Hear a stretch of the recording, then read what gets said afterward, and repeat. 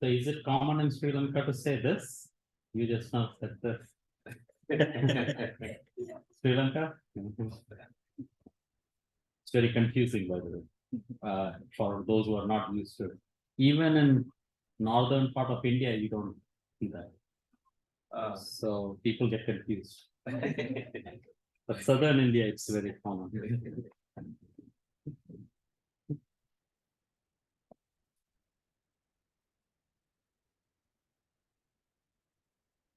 Are you used to that? Which Are you used to what Oh, yeah. this? Yeah. It's Nodding the there- head. Yeah. It's there in Pakistan? also? Yes. Really? Yeah. Okay, so it's not that common. My father didn't like it. He said, why you move your head? You can just speak.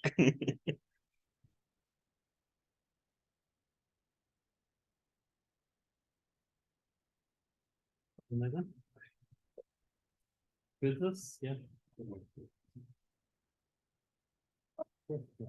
How was the homework? Yeah. It wasn't bad. It looked like a lot of it, Okay, okay. especially the last. So how did this go?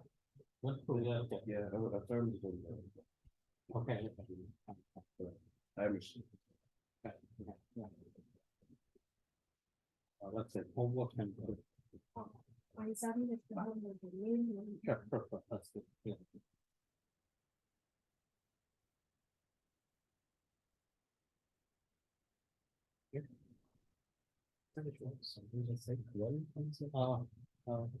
This one, first of all, you should set Yeah, the camera itself, so that you, for once you do it, most of the time probably. And then one.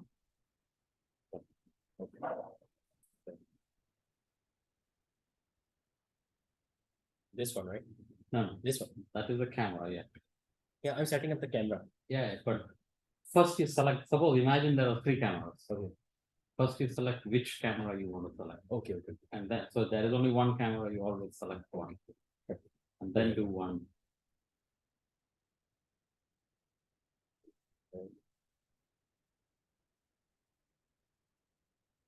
Should I divide into like 2 parts? I think divided into 4 parts. I was looking into the video the other day. It's not readable. Have you guys tried the video? Yeah. Not yet. Yes, I tried, Was it readable?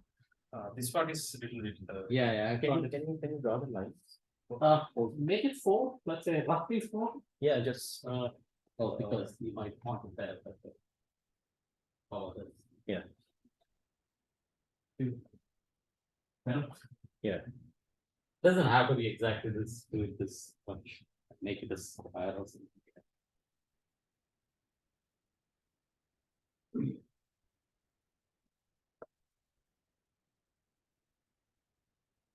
Oh, Niranjan also said he won't be there, so half of them are more than half. Okay. How is Naida? She's found a place settled? Yeah. Maybe the buses.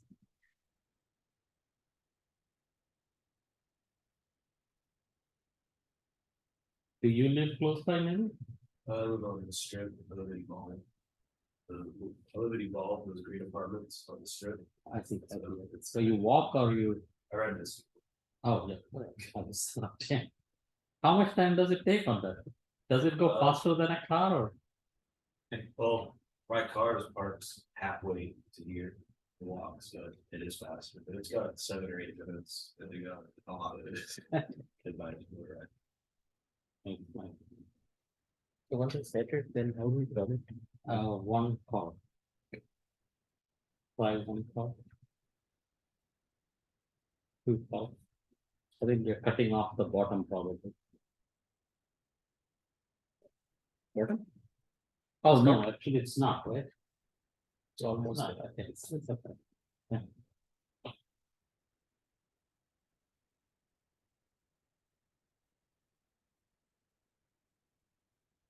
I think it's right.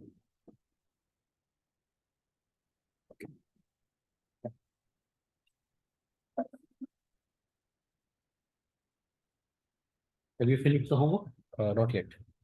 We have time, right? 4:30 Yeah, PM. no, I was curious. Yeah, I'll do I it. wanted some feedback. You finished the homework. How was the homework? That wasn't. Huh?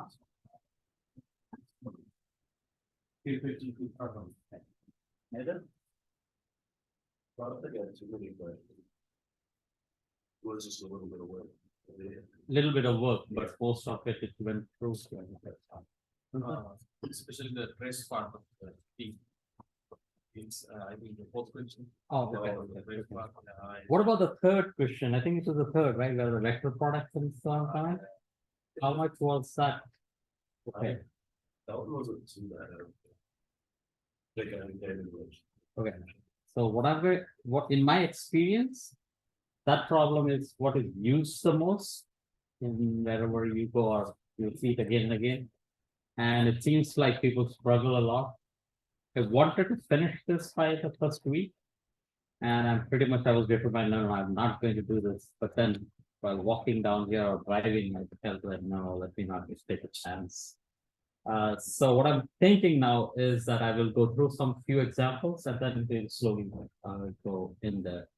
Like something very basic when you make it, you hurry on it, it can hurt much more than what I feel like. Of course, I want to save time here so that I can do more, but then it might fire back in a different manner. So, and then I was arguing that even if you guys have finished the homework, it cannot hurt, right? Now that you attempted it, might just be a refresher. So if you understood it, that's perfectly fine. But let's go, let's do that. Okay. So, okay. So before you have made some, right?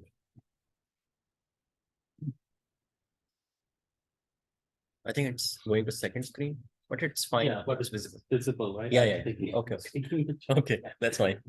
Yeah. It's either, yeah.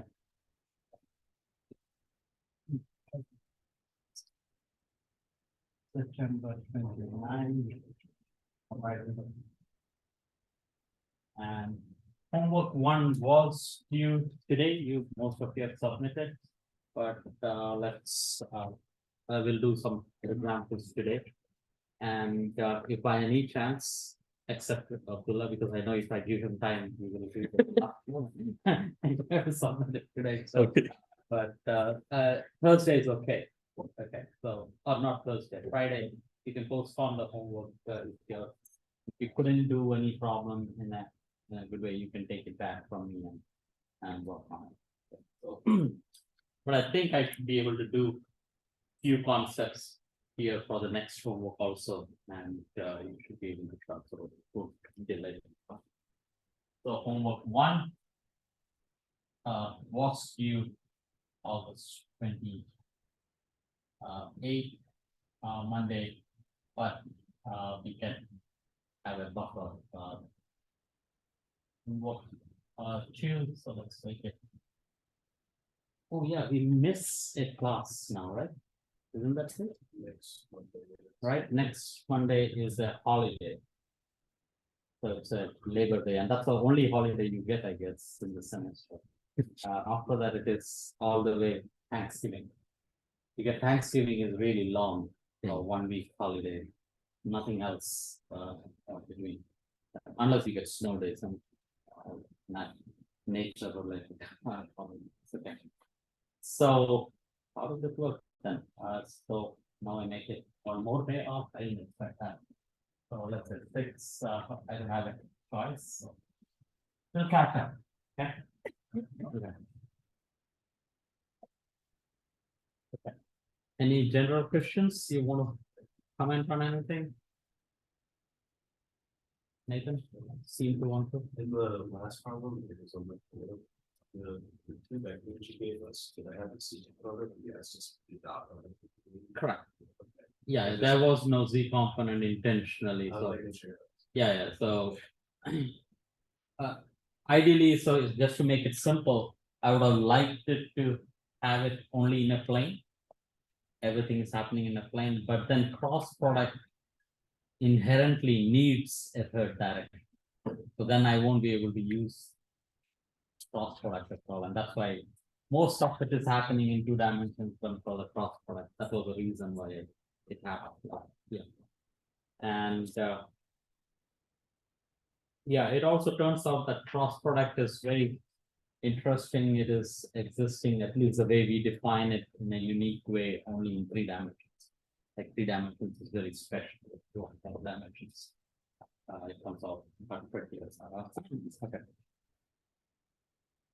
Okay, so let's do examples. This is mostly index notation.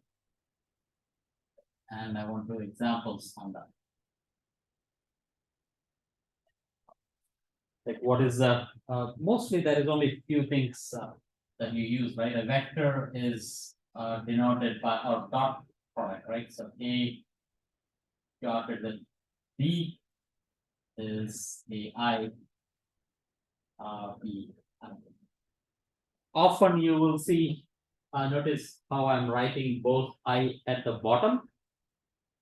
Later on, we will change this again in 3 dimensions when everything is simple. Then it doesn't matter whether you write I up or down. But later on in tensor analysis, when the metric is more sophisticated than what we have, then it matters where you write your I. The top I is not the same as the bottom I. So we will call it a contravariant vector and a covariant vector very soon in the next week. Hopefully we will be able to talk about that, and there it matters what is up and down. So here I'm not distinguishing that, especially because next week we will be doing that. So be prepared to get a little confused, or just be aware that here we are taking the liberty of not going up in there. Okay? So, whenever the I repeats, it is summed up. So there is a summation notation there. A cross B, the ith component of A cross B. So since it's a vector, it has 3 components, and that's I, J, K, A, J. It doesn't matter what indices you use as far as it is balanced. If I write I on the left, it has to be I on the right here. If I write M here, it has to be M on the other side. Also, for example, this is also equal to a M. That's perfectly fine. It's the same, right? There's no big deal. Same thing here, since it's a vector, there are 3 indices. So same thing, I can write this as, now the free index is M, and epsilon M N L A N L. This is the same. This is the same. I'm just emphasizing the fact that indices can be changed. Here M is a free index, N and L are dummy indices. Dummy indices means they're repeated, and N is it's a free. We also used some symbols. This is a Kronecker delta symbol. That's IJ, and this is equal to 1 if I is equal to J, and it is equal to 0 if I is not equal to J. And that is a Levi-Civita symbol, that is IJK, and this is equal to +1, -1, or 0 if it is 1, 2, 3 plus cyclic notations, and this is 1, 3, 2 otherwise. Is that clear what I mean here? Well, so since you've done the homework, if this is a epsilon 1, 2, 3, that's +1, and you do cyclic counts. That's basically the input for doing most of the index notation problems, or whenever you want to do vector operations. So, simplest example we could take is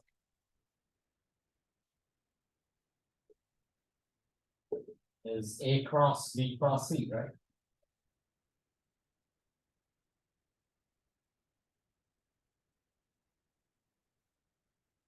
What is that equal to? From your knowledge in vector algebra without using Any of these index notations? Back rule. Back cab rule, that's something that you remember, so. Notice whatever is in the parentheses, there are two vectors, they are the ones that. Matter, so this is B and that's C. Right, B and C, whatever is in the parentheses. And the rest of them is dot, so A and C now it's dotted. And this is C is A. Dotted with B. And then the minus. Sign to that, this is often. In back cap. That's how it's remembered, I don't know whether it is pronounced as with a K or not. Maybe back cap. So that's it. Mnemonic to remember. But what if you don't know this, but if you forget it or you get confused that, oh, was the parenthesis here or there? What if it is A cross B in parentheses and cross C, what is that? Equal to, so you go back and either you can do vector algebra, all the components you can calculate and do that. It's a little tedious, but here you can use index notation. And how do you go about that? First, you have a cross product, so there are two cross products. So first, let's do the ith component of A cross B cross C.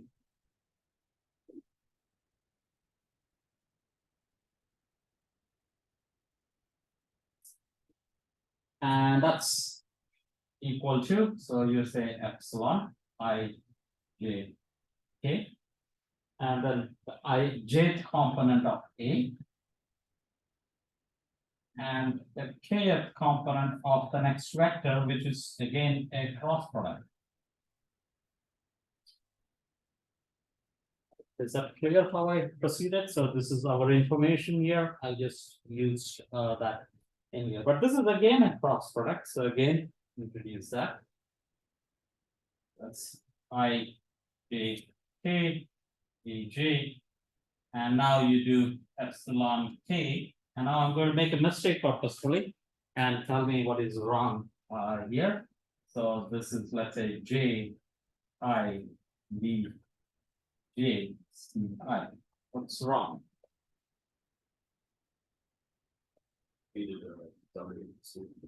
Yeah, dummy indexes seem to be coming a lot, right? Earlier ones, a good thing to remember is that dummy index should come only twice, not more than. Okay, it should not be less than 2, more than. If it is less than 2, then it is a free index. So I've already used J here, so it is like saying, I want to sum over J equal to 1 to 3 of F J. But then if I write again, if I want to sum over M, but I don't write J again, right? That's meaningless. So if I write J equal to 1 to 3 and then again J equal to 1 to 3, that's not clear. So you would say this is a new, this will be F J M, something like that. So you don't write the same thing again. So this is a summation index, so you don't repeat them. So J, K, I has been already used. So I have to come up with new variables. So I say M and N. Is that clear? So I have to be, if I'm using dummy indices, I have to be inventing or coming up with new variables all the time. There are how many pre-indices here on the right side?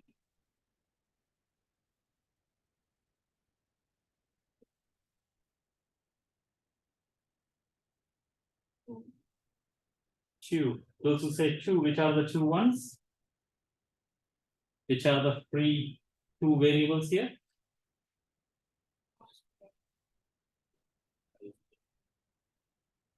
IK? IK.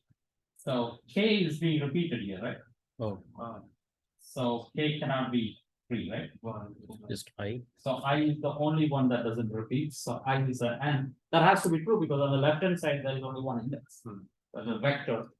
So there's only one pre-index, so on the right hand side, it has to be, if it is not, then that's wrong. If it is not being balanced, there is a mistake, and then, so J is repeated, K is repeated, M is repeated, N is repeated. Notice that when it's a vector product, is A cross B the same as B cross A?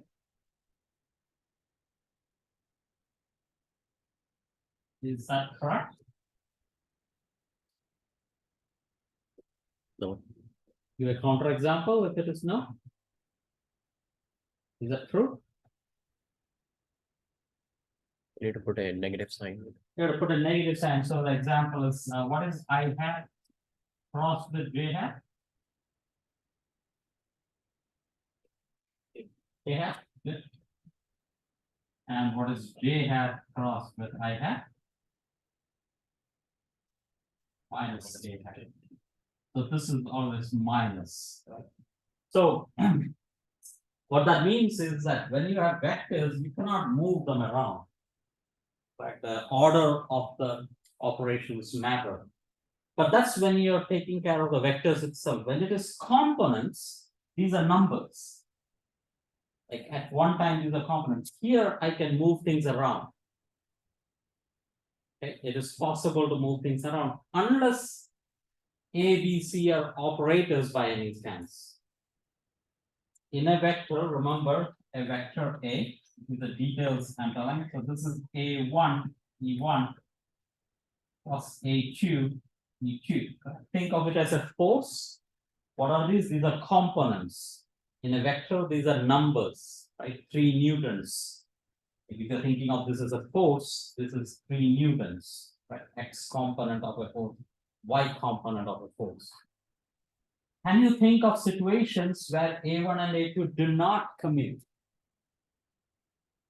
Right, what I mean is A1 times A2 minus of A2 times A1. That means if I change the order of the operation, it usually 0, right? So if you have two numbers, subtract them, this is equal to 0.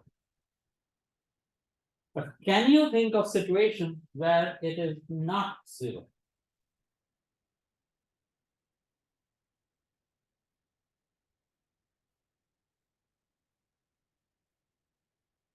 When we have vectors, Yes, when we have vectors, so think of a vector, it should have components like a force. Force has a component, X component and a Y component. And now I first multiply the X and Y component. And then I multiply the Y and X component. And then subtract them. They should not be the same. But don't take force as an example because force, of course, they give you 0. But I'm saying when you don't get a 0. So you've come across situations in your undergraduate physics subjects where they don't come out to be 0. You've already seen.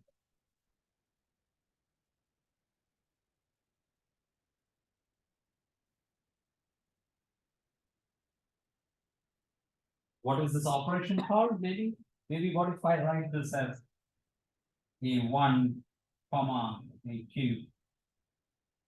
That familiar? Commutator. Where do you see commutators? quantum. Quantum mechanics. Then what happens in quantum mechanics? It's not 0. So give me an example. Position and momentum. Yeah, position, but I'm saying give me a vector whose components don't commute. You're giving me 2 operators, one is position, one is momentum, 2 different vectors, their components is good. That is also an example, but I'm saying here we're talking in terms of vectors itself, right? So give me a vector whose components do not commute. Which is kind of the basic thing in or which is a signature of quantum mechanics. The operator that is most quantum mechanical, if that makes sense at all, or if it is even right to say that. Angular momentum. Angular momentum, right? If you want to see quantum mechanics, effects are most easily seen in angular momentum, right? So if you think of angular momentum, so this is Lx, Ly minus Ly, Lx comes out to be equal to Lz. The third component that comes in, and we make quantum mechanics in here, so it's I F bar. Right, so you need a, otherwise dimensionally it's not okay, right? Two dimensions of angular momentum, two, there's only one. So what is the dimension of H bar? What's the dimension of angular momentum? Or the unit of angular momentum? MV kg? Yeah, kg meters per second, right? MV distance, right? Or it's kg meters per second times meters. Agree? So kg meter square over second square, where it's the dimensions will be mass length square over time. Agree? What's the dimensions of H bar? Now you have to be quick. 1. No? No. Okay, now you can take your time. If you say one, then you take your time. That's not at all correct. You say one. Not even wrong. It's- Would it just be? Huh? Maybe. No? Inverse of angular momentum. Is that what you said? Yeah, No? Same. Same, right? So there are two angular momentums here. So this should also have two angular momentum. This should also have two angular momentum. You only have one, so the other one has to be an angular momentum. So H bar is an angular momentum, like unit wise, it's an angular momentum. Right? Where does it show up as an angular momentum, H bar? What's the spin? Spin, is it an angular momentum? Spin of an electron, how much is it? Half. Huh? Half angular momentum, tell me the units. Half is the number. Half H cut. Half H cut, H bar, right? Half, so spin. You say is half H bar.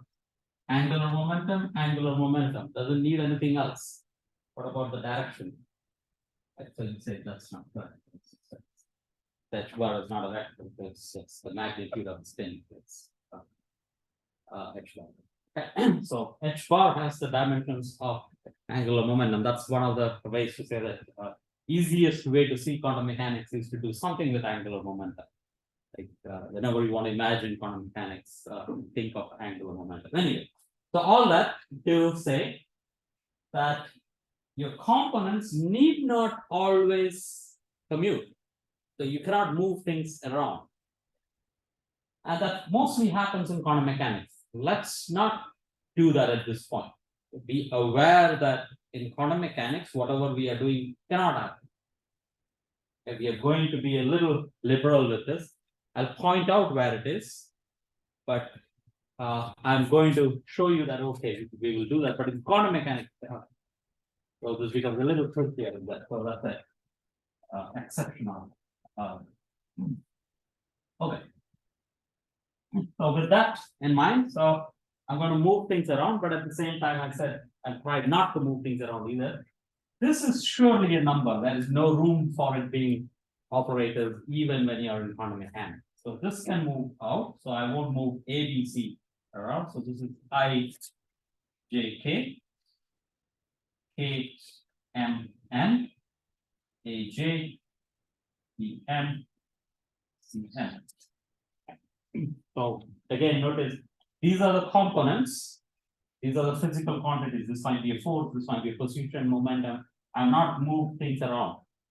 It's only this I have moved it around, which is numbers. Now I have to find out what this is, and for that here in your homework, there is a second problem where I write a determinant. That's very useful, or you can think of it as identities. If you really don't remember them, look it up, that's the easiest. But you will realize that after you do one or two homeworks, this is one of the easiest things you'll remember is that, oh, that's just use. So it turns out, first of all, before I go there, whenever I swap two indices, I get a sign. Right? So epsilon I j k is the same as epsilon I k j with a minus sign. Every time I swap, I get a minus sign. Then I do one more swap, so this is now I and K I'm swapping. And again, I get a plus, so every time I swap, I get a minus sign, so I'm going to first swap K and J. And then I swap the new K and then I. So I'm going 2 times, so the sign doesn't change, and that way I'm keeping the K intact.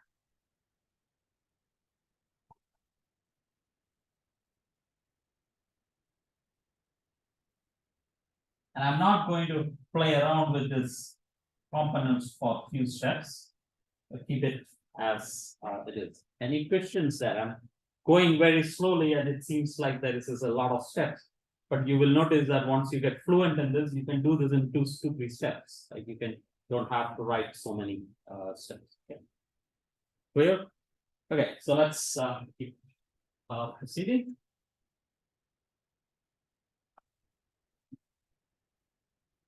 Here.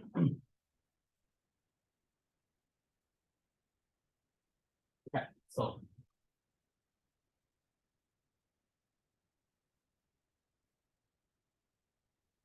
ith component of the cross product or double cross, right? Now you use the identity that this is equal to, you write I and an M. The first, there is a dummy index, forget about that. Then there is an I and an M, J and an N. Notice how I'm, right, or let me write this here. Epsilon K I J, epsilon K M N. So let me think of this. There are how many dummy indices? 1 dummy index, K is repeated. How many free indices? 4 of them. IJ is not repeated, MN is not. So finally, how many components? If it is a 3-dimensional, you're working with 12 dimensions.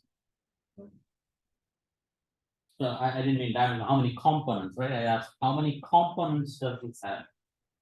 12 is not correct. 64? No. There are 3 dimensions. Okay.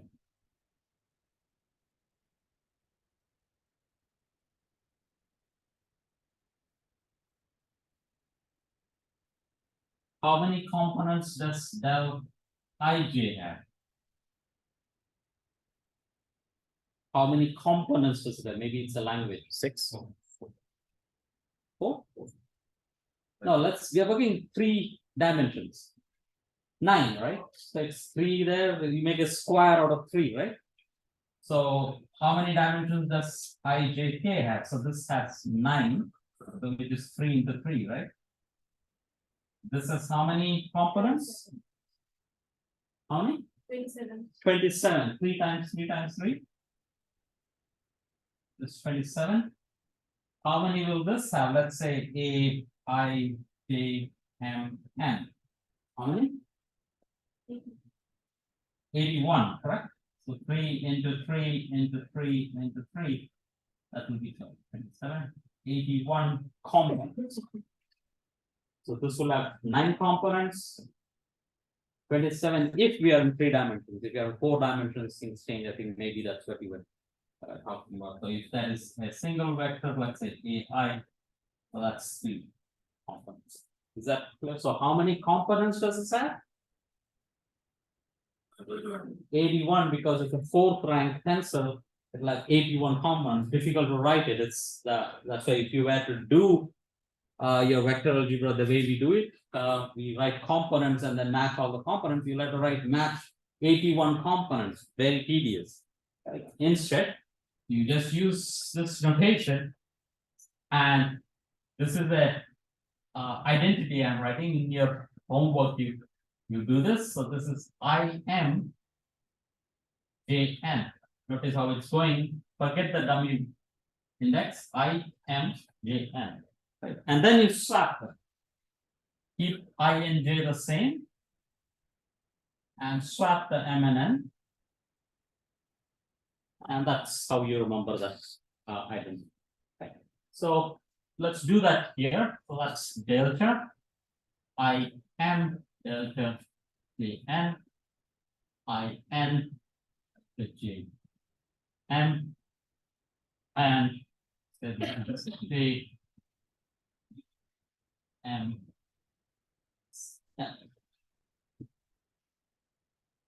Helps basically going slowly, trying to emphasize on the tiny details. Any questions at this point?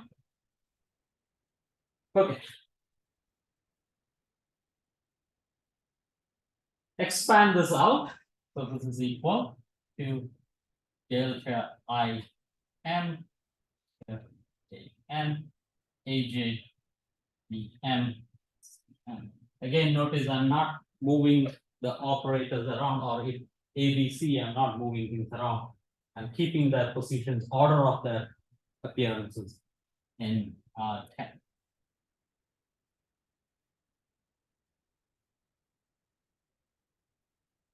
Since I'm emphasizing so much on the order, numbers commute, correct? So 3 times 4 is 4 times 3. So in quantum mechanics, we say that the angular momentum does not commute, right? Lx and Ly does not commute. So what are they? They are not numbers. They cannot be numbers, right? Because if they were numbers, they will commute. So what are they? Give examples of quantities, mathematical quantities that do not commute. Operators, yeah, good operators, but make it more, realize it. Yeah, good operators, but give examples of operators. What is Lx in quantum mechanics? If I were to ask you that. It's a vector. Vector, but operators, we said, right? So maybe my question is not clear enough. I'm not. Give. Describe angular momentum in. Make it more specific. H bar, yeah. Omega, no. Omega, that will be number, right? Omega is frequency. Frequency is number, right? So that cannot be true. And H bar omega is energy, right? Yeah. What is angular momentum when you study quantum mechanics? Remember, we have seen it. Huh?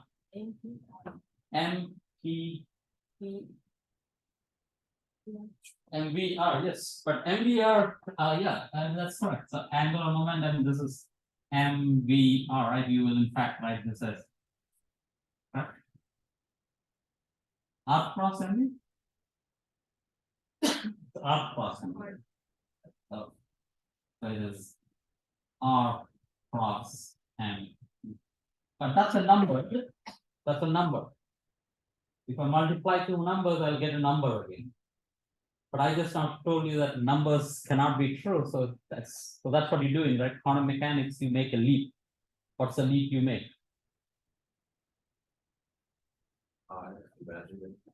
Yeah, but still there, even then so 3 times I multiplied by 4 times I, this is now complex number, minus 4 times I times 3 times I is 0. So just making it a complex number doesn't help you. So you do something more than that. Really do something in quantum mechanics. That's the only thing you do actually. And suddenly everything becomes quantum.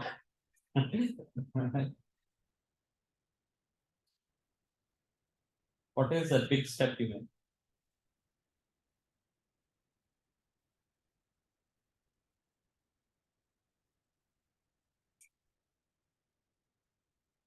Let me use some hands.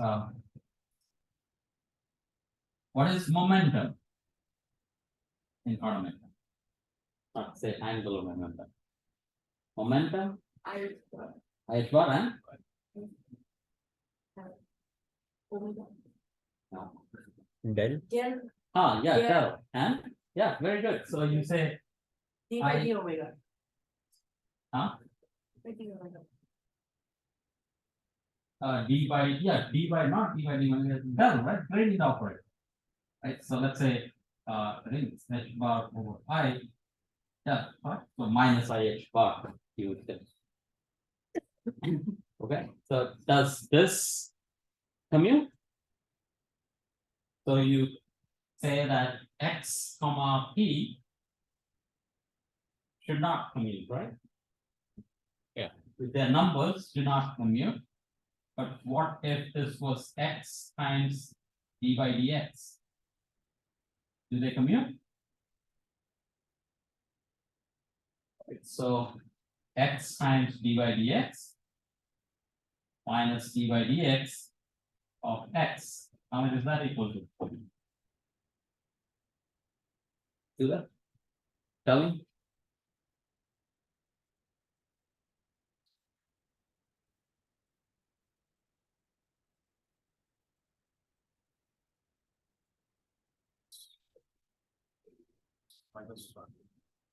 Yeah, very good. So you would say that there is a function here, right? Very good. So it's operating on that. So this is x df by dx. It can operate on x, that's minus 1 times f. Or you can say it is x d by d. Reach. Those cancel out, so it is minus f. So if I get rid of this f, that's minus 1. Right? So they don't commute. So how do you, what's the big step you make from classical to quantum? You say x and p are operators. If you said x and p are operators, that's how you make it an operator. That's an operator. It has to act on something, right? Gradient has to act on something. That's usually a wave function. And that's the new entity that comes in. But the main idea is that mathematically speaking, earlier they were commuting and now they are not commuting. At the moment you say that Heisenberg uncertainty relation has to be true, they cannot be numbers. The moment they cannot be numbers, you have to come up with something that are not numbers. And the easier, or one of the, or these are the two paths they took. Schrodinger said that momentum is a gradient operator. He used calculus. So you have to come up with things in mathematics that do not commute. Right? So Schrodinger came up with the idea that, derivatives do not commute with normal variables. So let's use that. But Heisenberg took a completely different path. So he didn't use the idea of this operators, he used something else. So there is one more quantity in mathematics you learn, or many quantities in mathematics you learn which do not commute. And that is, what did Heisenberg use? He used matrices. Matrix do not commute, right? If A is a matrix, well, let's say 1, 2, 3, 4 times, let's say 5, 6, 7, 8 minus 5, 6, 7, 8 times 1, 2, 3, 4. Now this is the matrix. That will not be 0. So you will have something coming up. And Heisenberg used that idea. So that's why you will see in quantum mechanics, whenever in 1925, 26, when they were discovering it, so they realized that, oh, this should not commute, but then how do you make a particular realization of quantum mechanics? That's Schrodinger's idea, and which is what is mostly done in our curriculum. Most of the time, quantum mechanics, we are working with Schrodinger equation. But we can also work with matrix mechanics, which is conceptually much more easily connected with the classical mechanics, and that's Heisenberg. But all that for talking about this, I think it will be useful. Okay. Okay, so now we have this Kronecker deltas coming in. And now I need to start operating with this IM, and notice that is M is showing up here, right? So I can move things here. So let me say delta IM PM. How much is that equal to? PI, very good. All right, so this is PI. That's clear. So what we are doing is basically there is a sum here. So let me now try to be more explicit. I'm saying this is M going from 1 to 3, delta IM, M. So for any I and summing over M, so whenever M is equal to I, it will contribute, otherwise it's 0. That's a definition of a Kronecker delta. Only when these two are the same, it matters. And what it basically does is that only when M equal to I, it survives. So it is bi, and I keep bi because I is a free index. I don't keep m because m is a dummy. I keep I.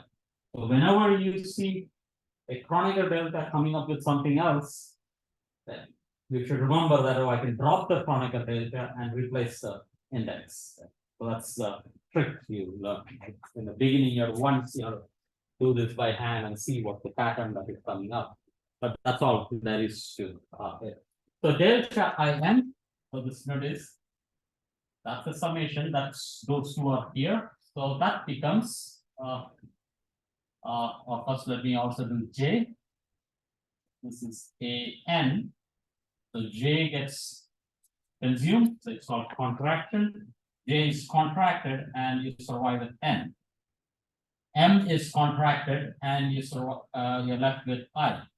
And then there is Cn. Is that clear what happened? So whenever a Kronecker delta comes with an index, you contract the repeating index. That means you compress this into a single vector or vector index, and the free index is what takes over. So I've done two contractions here, I and M and J, and that makes it in this. Do the same thing in here.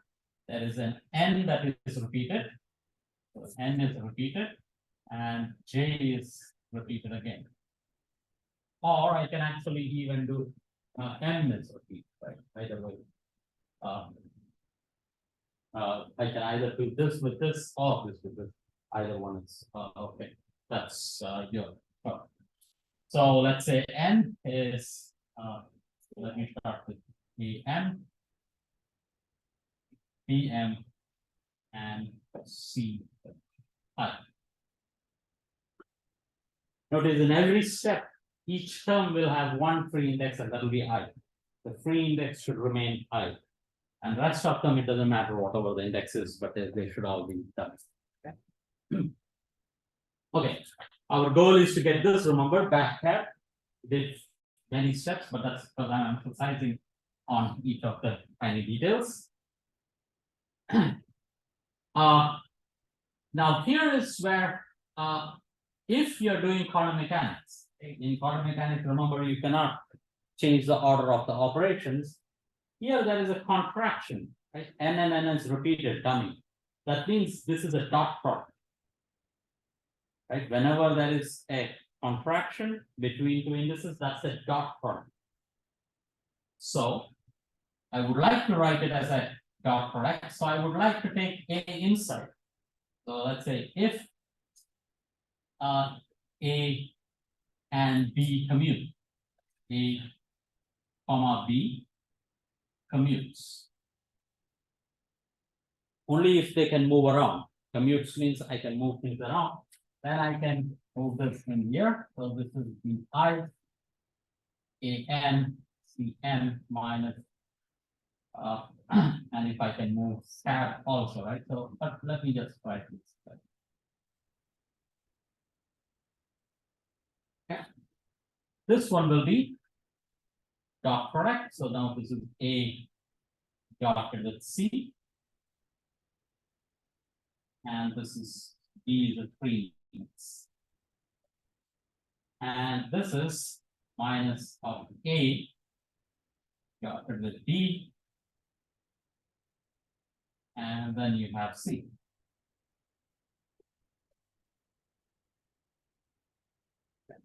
So when we write this back cab rule, it is understood that we have used these quantities. We are not only doing that, if I had to move C through this, I would commute C also.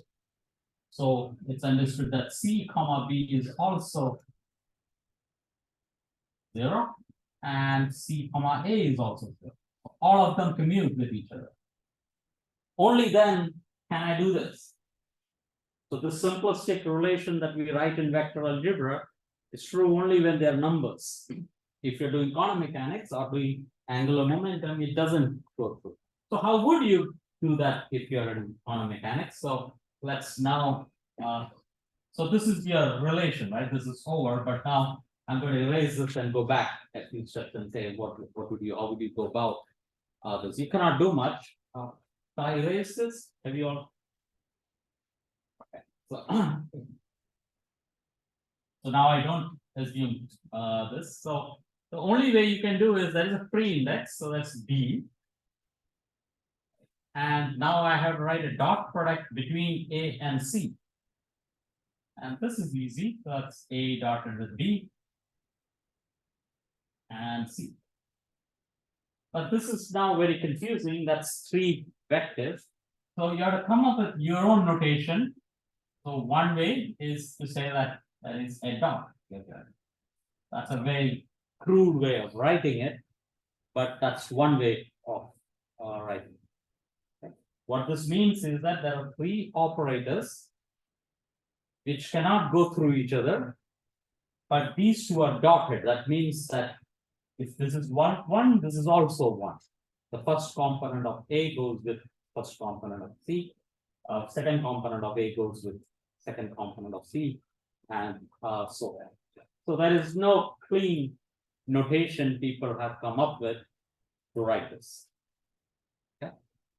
Or you can say maybe A, like this is a dummy, A M, B, E M minus A M, E M. That's a free index, but instead of this, why not leave it like that itself? It's gonna be that's different ways of doing it. But there's no clean way like this that we can do in okay. And that presumably, I think, takes care of the details of index notation, the way you use it in a sense. Okay. And I should also say, what is, let's say, so any questions, first of all, this is now, I'm not going to do another example, like in your homework, you do similar things, but that is a trace operation you guys said you saw in dyadic notation. Now, so let's say there are 2 vectors, A and B. If I do not say there is a cross product or a dot product, this is a tensor of rank 2. So that means it's a matrix, like it can be thought of as a matrix. The moment you have a matrix, you can think of it as a dot product. Sorry, as a diagonal. So then I ask, what's a trace of this quantity? That means this is a matrix now. What is the trace of this? Okay, anyone? What's the trace of this? Summation of the diagonal. Summation of the, and what are they? Louder. AIJ, A, AIJ, BJ, help me again, AIJ, yeah? BJ. No, because this is a vector, right? So it should have only one component. You mean AIBJ maybe? Right, because it's having 2 indices, there will be 2 outcomes. So let's go slowly in this, so it's not obvious. So let's first do the, we mean this as a dyadic, right? So the, how will this look like? So this is A1, B1, E1 hat, E1 hat, plus A2, A1, right? A1, E2, E1 hat, E2 hat, plus A1, E3. Right, that's an explicit form. There are 9 of them. I'm going to write it just so that it's clear. A2, E1, E2, E1, plus A2, E2, E2, 2 plus 2, 3, 2. Again, this is a way of, whenever I'm conveying to you, I'm explicitly writing it. Whenever in confusion in an index notation, it is because the notation is consuming some detail. Do it explicitly, forget the notation and do it explicitly. This is an explicit way of writing this. Tedious, but it cannot be wrong. So, then this is 3, 1, 3, 1 plus a 3, 2. Okay.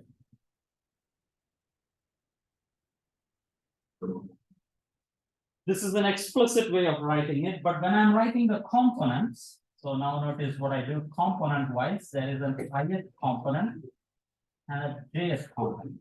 It's an explicit vector which has the details of the basis also. But we say now when we are writing components, I forget the basis. So then this becomes a matrix. That's A1, B1, A1, B2, A1, B3. Now it's really a matrix. So this was not really a matrix. I could have kept writing this in long there, and that would have been fine. And this is A2, B1, B2, B2, B2, B3, and A3, B1, B3, B2, A3, B3. Okay. We were interested in talking about trace of this quantity. So let's say trace, now we bring back that quantity, trace. That will mean trace in here.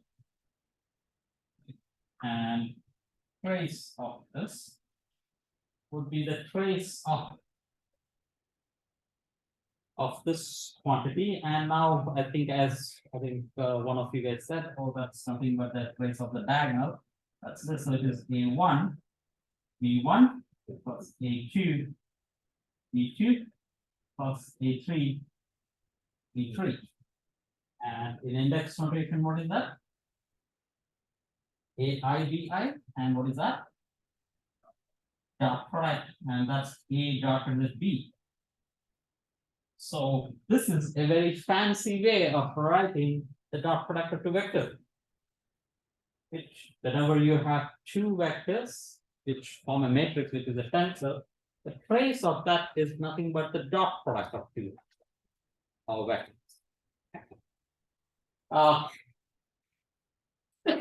Quiz? That's not. We should reset the camera. Now I think you can just pull it down so that at least the end you can see it. Yes, okay. Now that we have seen this, so just tell me what will be trace of B times A? What will be the difference between the two?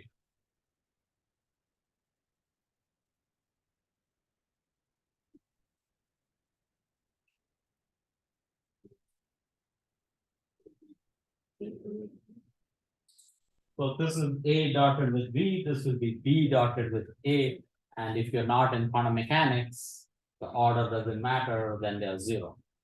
And often you say this in matrices as the cyclic property of a trace, that if you have a matrix, maybe I should say a trace of, let's say now we are talking about matrices. This is a matrix, let's say, and you have double. This is the same as trace of n.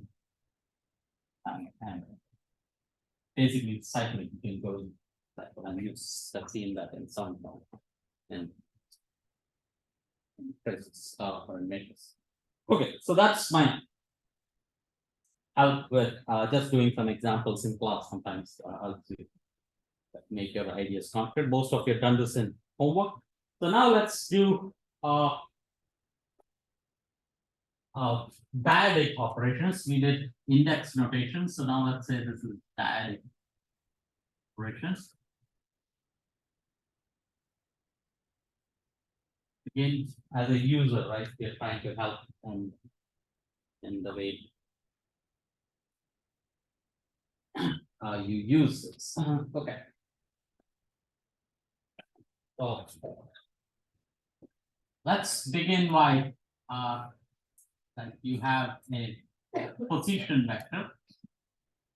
That's x one, e1 of x2, e2 of x3, e3. Right, that's a simple way of writing a position vector. And what would the gradient operator be? In some unit vectors, and let's say this is x1, x2, x3 are the three variables. So then you would say it is e1 at times d by dx1, x1 and I hat times d by dx plus j hat times d by dy. Here is x2 plus e3 times d by dx3. That's your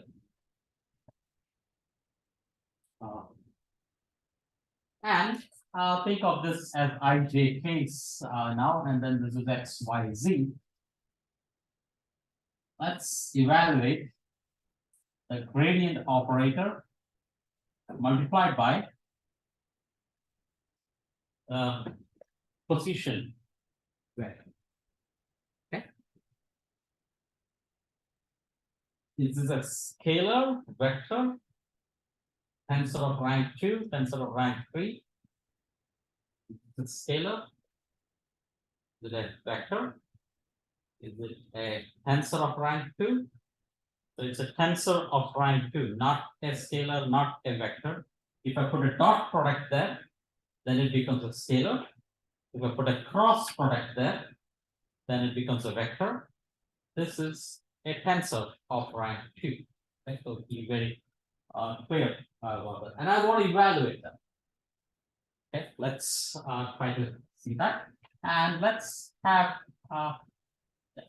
let's just do this. So this is e1 times d by x1 plus e2 times d by dx2 plus e3 times d by dx3. That's to operate on. That's what it means. They write this in particular. So that's x1, e1, x2, e2, 3.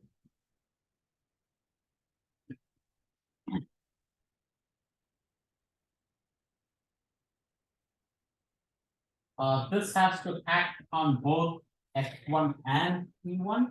So there are how many operators? Whenever I take a derivative, it can act on both, right?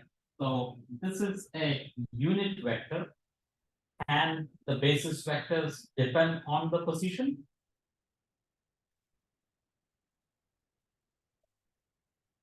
And the basis vectors depend on the position. Like I, j, k, right? That's an example. Yeah. I hat, j hat, k hat. Let's say in 2 dimensions. That's my I hat. Here also it's I hat. I'm changing my position, right? I hat. So basis vectors, at least I, j, k's, do not change their direction based on where you are. But now that's a very special basis.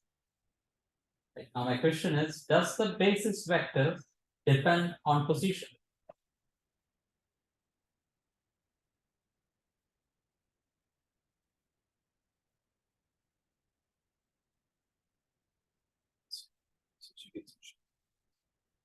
Yeah, so now then the question is, give me examples of basis vector. How many basis vectors have you come across? X, Y, Z, but no, you have come across more than that.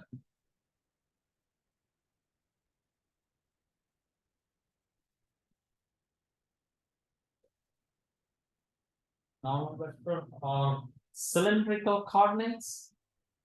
Like we work with cylindrical coordinates. And then what are the basis vectors there? Row 5Z. Rho and phi, let's say, forget the z, let's be in a plane. So then you say that you have a circle, right? And you would say at this point, that's rho hat. At this point, that's a basis vector, and the other one is phi hat, and that's this. If I move my point now, this is rho hat. And that's my phi. So the unit vectors are position dependent. Right, so that's the price you pay when you use spherical coordinates or cylindrical coordinates. These are nice basis vectors, especially when you have symmetry, cylindrical symmetry. These are very convenient basis vector. But now you come up with a price that when you're operating gradient on it, if you remember what's the gradient operator in cylinder, so that's not a very clean operation, then your derivative of a function and so on. So that's a price you pay, but then symmetry gives you so much advantage there that you will work with that. So these are not always position dependent. So when you take a derivative of this, you don't have the liberty to say that it's a constant and it's a zero. So you have to really operate on that. Okay, so and that's what we will do next week. We will work with cylindrical coordinates and we will work on it. So it's 5 minutes remaining, so let me finish this. But what I want to do here is that let's say let E1, E2, E3 be position independent, even though I emphasize that they can be position dependent. Just to clarify something very simple, let me say that that's position independent. What that means is that derivative of E is 0. Right? Because if it is position independent, when I take a change, it is 0. So that gives me this acts on here x1. So this is E1 hat derivative of x1, right? This acts on that. It should have been 2 terms, but one of the terms is 0. Next one is plus E1 hat, E2 hat, and x2. What is, and there are more terms coming in, right? 9 of them. But what is derivative of x with respect to x itself? 1. Okay, so that will be equal to 1. What is the derivative of x with respect to y? Right? It's partial derivative we are talking about. So whenever you're taking the derivative of y with respect to x, then you say it is 0. Y is independent of x, partial. When you're doing partial derivative, idea is that there are 3 variables that are independent of each other. So this is equal to 0. E1, E3, d by dx1, x3, that's equal to 0. And there are 9 such terms. It's E2, E1 half by dx2, it's 1 plus E2, E3 half d by dx2 of x2. What is this? That's 1 equal to 0. That's 1. And you see the pattern. How many of these 9 components survive? 3 of them survive. Write that explicitly. 3, 1, that's 0. 3 have, 2 have.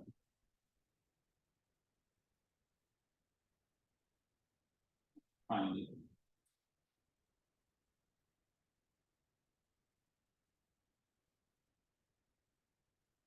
And out of this, only this survives. So it's E1 half plus E2 half plus E3 half, E3 half. Notice this is 1,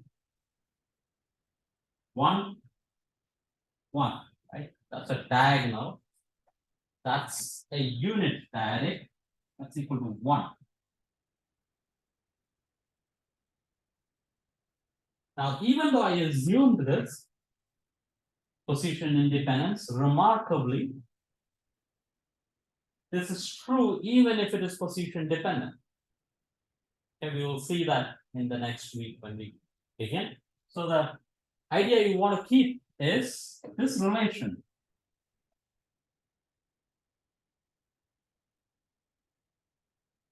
This will be used as a fundamental identity for us. Whenever we are working with dyadic notations, very useful in electrodynamics, because there we work a lot with vectors. This comes out extremely useful. The gradient operator of a position vector. Notice this is geometric now. Here I have used a basis vector. Whenever I don't use my basis vector, then it's geometric, then it's 1. Okay. And this is usually called the completeness relation of your vector space. If you are familiar with that, like that's how quantum mechanics works, like you say, completeness relation or cognitive relation. And this will be called the completeness relation of your vector space. And it plays a very important role. So then this, or we can work it out here as well. So what is that equal to?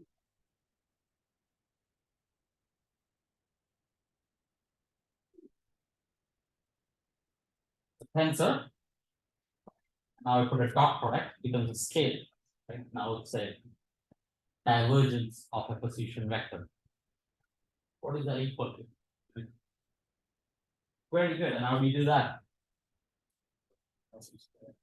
Louder? Here and just put dot.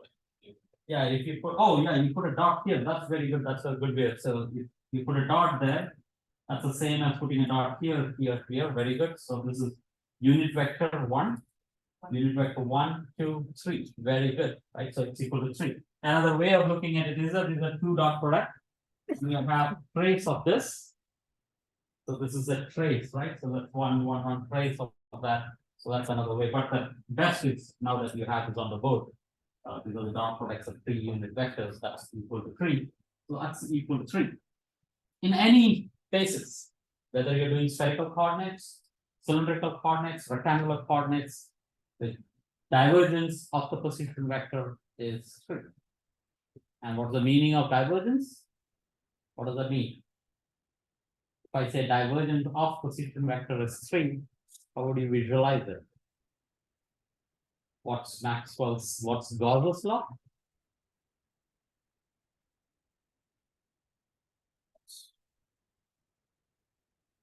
What is Gauss's law? Gauss's law? Oops. In electrodynamics?